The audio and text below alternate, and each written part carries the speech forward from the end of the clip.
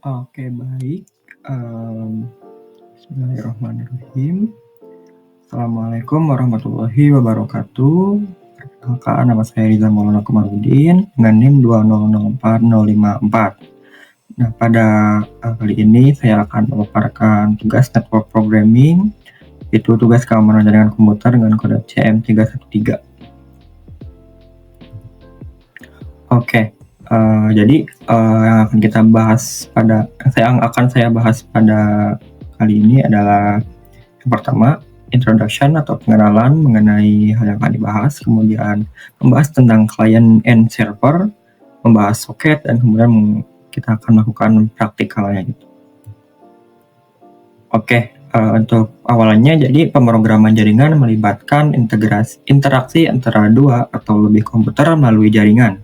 Model dasar yang umum digunakan adalah model client server, di mana satu komputer bertindak sebagai server yang menyediakan layanan, dan yang lainnya sebagai klien yang menggunakan layanan tersebut. Nah, ada dua organisasi yang menstandarisasi pemrograman jaringan dan protokol di internet, yaitu yang pertama IETF atau Internet Engineering Task Force yang bertanggung jawab untuk mengembangkan dan mempromosikan standar internet seperti TCP/IP, MIME, dan SMTP. Kemudian yang kedua ada W3C atau World Wide Web Consortium yang fokus pada pengembangan standar untuk World Wide Web atau website gitu, seperti HTTP, HTML, XHTML, ML, dan XML. Oke, lanjut ke dua model referensi yang umum digunakan untuk memahami dan merancang protokol jaringan. Yang pertama itu adalah model OSI layer atau yang singkatan dari Open Systems Interconnection, yaitu fungsinya untuk memecah fungsi komunikasi jaringan menjadi 7 lapisan atau 7 layer. Yang dari layer paling bawah itu ada physical, kemudian ada data link, network, transport, session, presentation, hingga application yang paling atas. Kemudian yang kedua, model TCP/IP, model yang umum digunakan, terdiri dari 5 lapisan, yaitu physical, network, internet, transport, dan application. Nah, kemudian ada client and server. Client dan server ini merupakan model komputasi yang umum digunakan dalam pengembangan aplikasi dan sistem jaringan. Hubungan antara client dan server bersifat kerjasama dan saling ketergantungan. Nah, client ini merupakan sebuah perangkat atau program yang meminta layanan atau sumber daya dari perangkat atau program lain yang disebut dengan server. Fungsinya itu untuk menginisiasi permintaan atau request kepada server, kemudian menerima dan menanggapi respons atau hasil dari server. Nah, server ini merupakan sebuah perangkat atau program yang menyediakan layanan atau sumber daya kepada perangkat atau program lain, yaitu salah satunya klien. Fungsinya itu untuk menanggapi permintaan atau request dari klien dan menyediakan layanan atau sumber daya yang diminta oleh klien.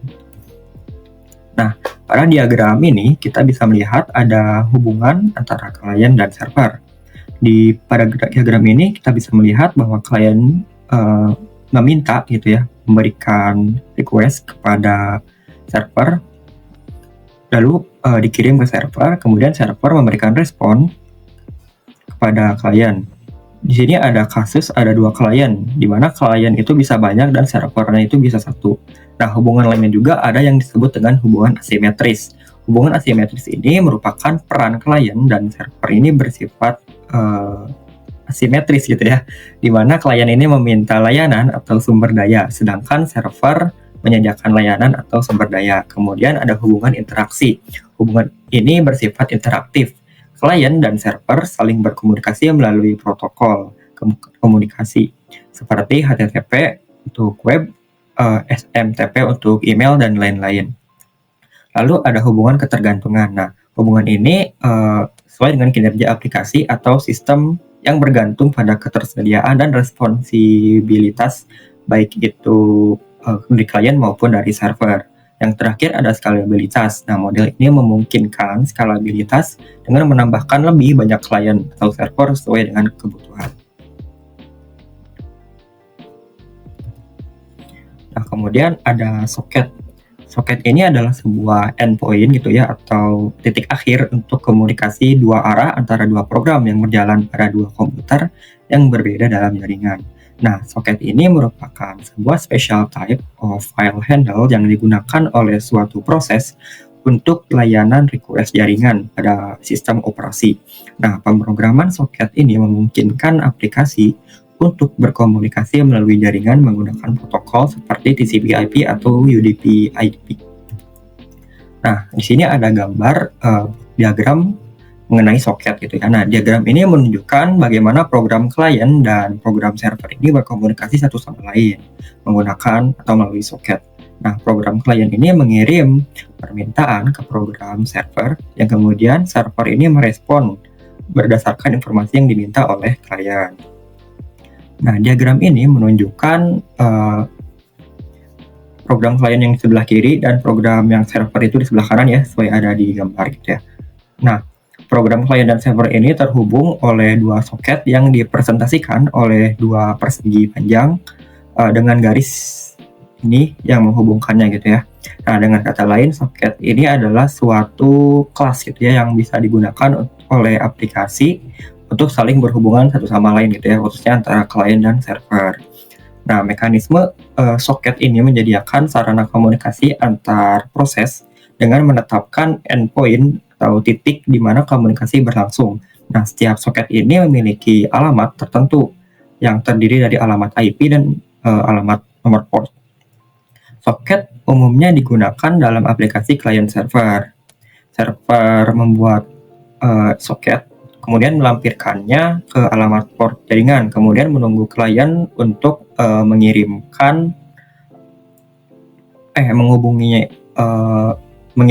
menghubungi server lagi gitu ya. Kemudian jika klien dan server ini sudah terhubung, maka transfer data itu sedang berlangsung. Nah, kemudian ada dua jenis soket yang bisa digunakan untuk membangun aplikasi, yaitu TCP soket atau stream dan UDP soket gitu ya, atau datagram. Nah, perbedaannya itu yang pertama, model TCP ini berbasis connection oriented dan reliable data transfer gitu ya.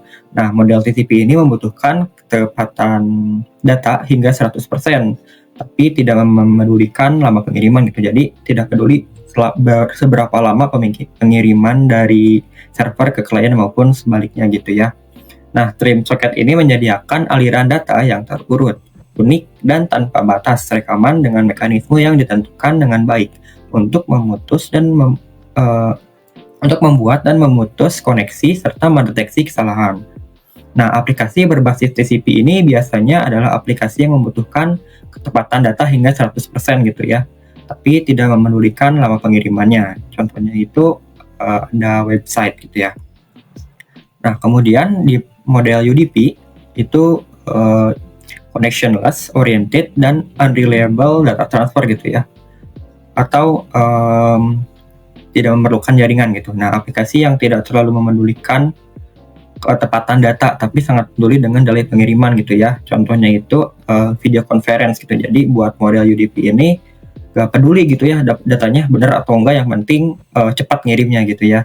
Nah, datagram soket atau UDP ini biasa digunakan untuk komunikasi titik ke titik tanpa koneksi gitu ya, untuk mengirim dan menerima paket seperti yang tadi sudah dijelaskan, connectionless oriented. Nah, aplikasi UDP ini biasanya adalah aplikasi yang tidak terlalu memedulikan ketepatan data gitu ya, tadi sudah dijelaskan. Nah, jadi sebuah aplikasi itu dapat menggunakan salah satu dari jenis soket tersebut, disesuaikan dengan kebutuhan.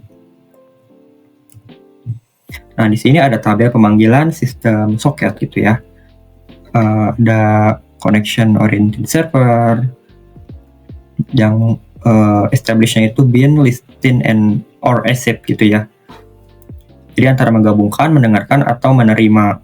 Kemudian send-nya itu, cara send-nya itu dengan read atau send to, retrieve-nya itu read atau retrieve from. Kemudian untuk tipe yang connection oriented buat kliennya itu connect, write, or send to, dan buat retrieve itu read or retrieve from. Nah, buat yang UDP-nya, connectionless server dan klien itu bin, ada send to, dan retrieve from. Nah, setelah ini mari kita coba untuk ini ya, demo. Oke, baik, kita punya demo gitu ya. Nah, pada TCP server ini, maaf, jadi saya membuat sekitar berapa file ini? 8 file gitu ya, buat 8 file dengan beberapa contoh gitu ya. Dengan TCP servernya 2, TCP kliennya 2, dan UDP klien 2 dan UDP servernya juga 2 gitu. Jadi masing-masing mendapatkan 2 gitu ya. Untuk percobaan kita pada kali ini gitu ya. Nah, jadi saya akan mencoba mendemokan gitu ya, mendemonstrasikan bagaimana klien dan server ini bekerja gitu ya menggunakan bahasa Python. Nah, jadi di sini saya sudah membuat kodenya. Di sini ada port dan IP untuk percobaan terlebih dahulu. Kita akan mencoba mengirim kalimat yang sudah ditentukan gitu ya. Jadi di sini klien akan mengirimkan kata hello TCP server gitu ya ke server TCP ini. Nah, jadi di sini saya akan coba demonstrasikannya menggunakan CMD gitu ya.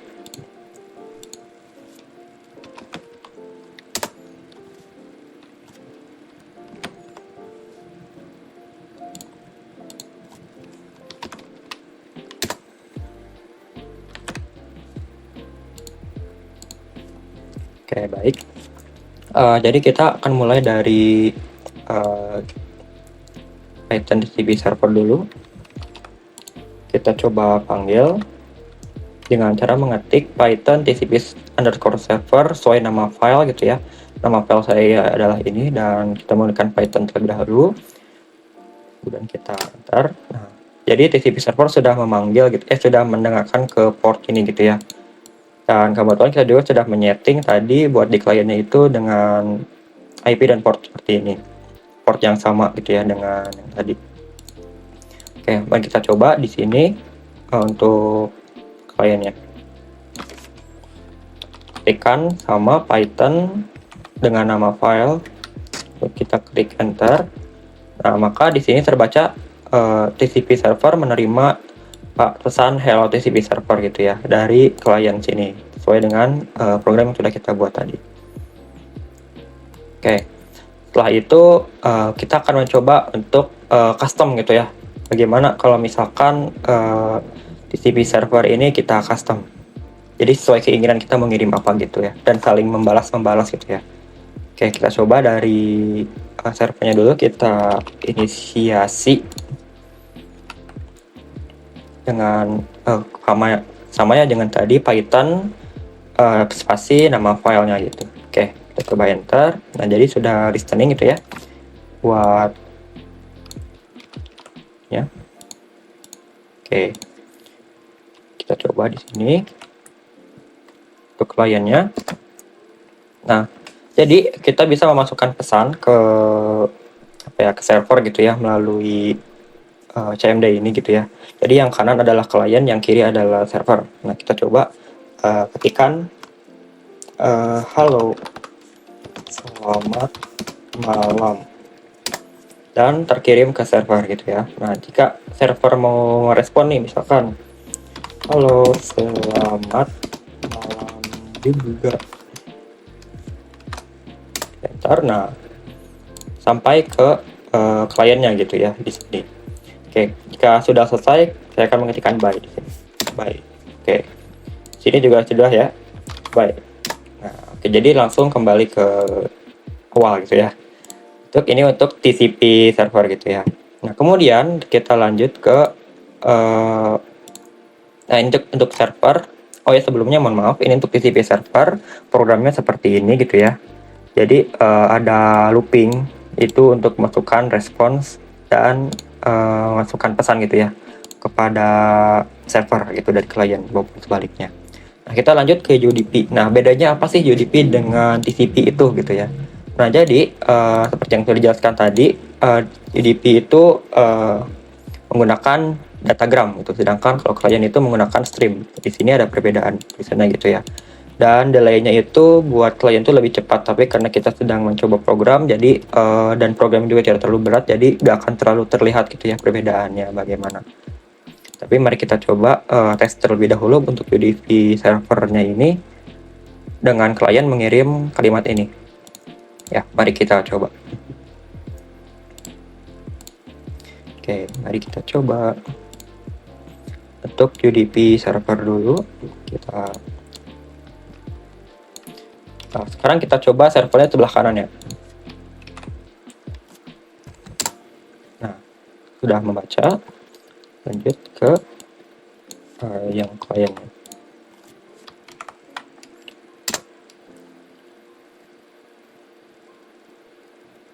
Nah, sudah terbaca ya di sini. Halo UDP server sesuai codingan tadi.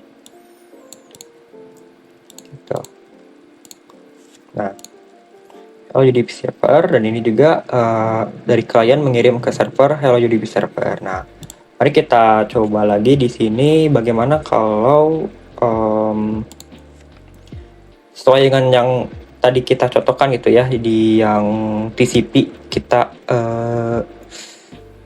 praktekkan yang sesuai keinginan itu, yang custom pesannya gitu ya. Oke, kita klik dulu. Kita coba dari server dulu ya. Server dulu. Nah, sudah menjawab.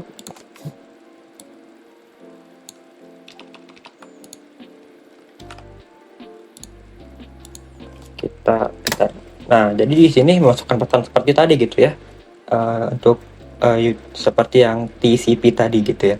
Kita coba mungkin kalimatnya yang lainnya ya. Halo semuanya, selamat pagi misalkan. Nah, sampai di sini ya, sama persis dengan di sini. Kita coba respon. Halo semuanya. Halo juga. Selamat siang di sini. Nah, udah muncul juga ya. Tes. Hai. Kita di sini udah berhasil gitu ya. Kita coba bye.